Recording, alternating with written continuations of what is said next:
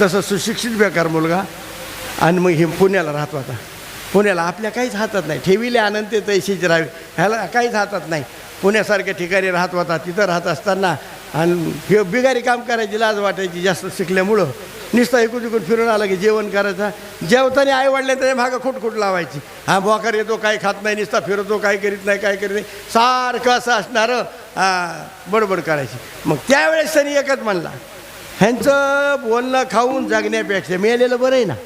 इतका वैतागला तो, मेलेलं बरं आहे म्हणला. मग ह्यानी काय केलं, महाराज मला उद्या सकाळ सकाळी ब्रह्ममुहूर्तावरून उडी टाकायची दुसऱ्या वाजल्यावर खाली आणि आत्महत्या करायची. जगायचंच नाही मला, रोजच जगून हे बोलणं खाऊन जगण्यापेक्षा मेलेलं बरं आहे म्हणलं.